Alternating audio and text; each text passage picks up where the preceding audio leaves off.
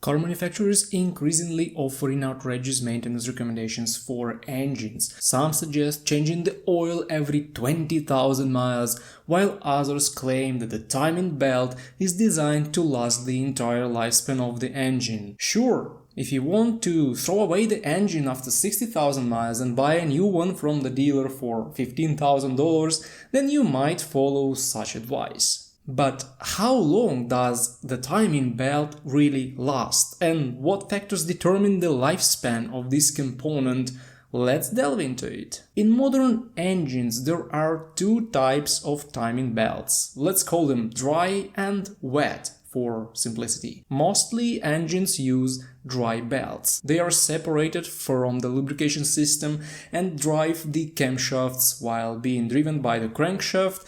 These belts mesh with the camshaft's teeth, ensuring precise valve timing according to the piston's movement. Wet timing belts are currently used in a few engine models like the 1.0 EcoBoost and in some small European engines. Frankly, as a mechanic, this system baffles me. The idea is that the belt is submerged in engine oil, meaning it is constantly lubricated. This potentially extends its lifespan and reduces the noise that belt makes during engine operation.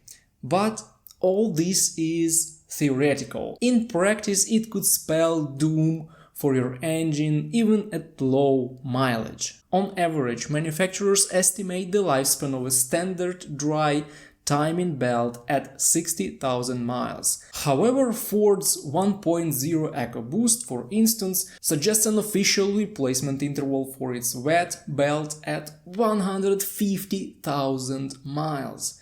Can it really last that long? The issue is that the belt does more job than just driving the engine's shafts. It also powers the water pump, which is responsible for cooling. Even though in modern engines different belts might handle the shafts and the pump, they still need to be replaced more frequently than every 150,000 miles. Based on my experience and surveys of over 20 technicians in various dealerships and independent shops, I can say that the average lifespan of an OEM timing belt is about 60,000 miles. After this point, it can critically stretch or break. In the case of wet belts, they tend to gradually delaminate and contaminate the oil and oil filter with fibrous particles. This leads to a drop in engine oil pressure and significantly reduces the engine's lifespan. If the timing belt stretches beyond what the engine's tensioner can accommodate, it may jump a few teeth. This throws off the timing in your engine, causing it to run terribly, lose power, vibrate, or even stall and fail to start. If the belt breaks, it almost guarantees that the pistons will collide with the valves. Such collision typically results in bent valves and a seized engine head. Repairing such engines often costs more than replacing them with new ones. Note that when I mentioned a lifespan of 60,000 miles for timing belts, I specifically referred to the OEM belt. This is the belt that was installed in the engine by the car's manufacturer. If you opt for a cheaper aftermarket belt from another brand, its replacement interval should be reduced to 40,000 miles. This applies regardless of whether your car's timing system is dry or wet. Let's also discuss a few ways you can kill your timing belt faster.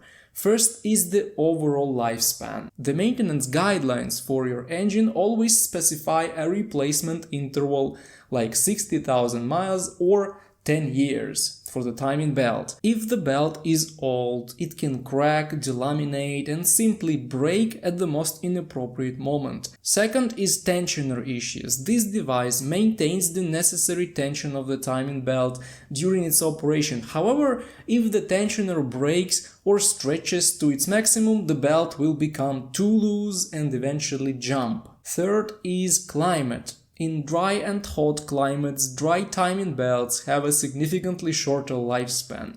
Additionally, the belt's life can be affected by prolonged periods of inactivity, installation of poor quality parts during maintenance, and issues with the engine's shafts. On cars with manual transmissions, you can stretch the belt if you leave the car in gear without using the handbrake on a slope. Overall, I would replace dry belts at about 50,000 miles for OEM and 40,000 miles for aftermarket ones. And for wet belts, my interval would be 90,000 miles for OEM and 40,000 miles for aftermarket products. I plan to focus more on the topic of timing system in engines, so write in the comments which aspects you're interested in and subscribe to get notifications about new videos on the channel.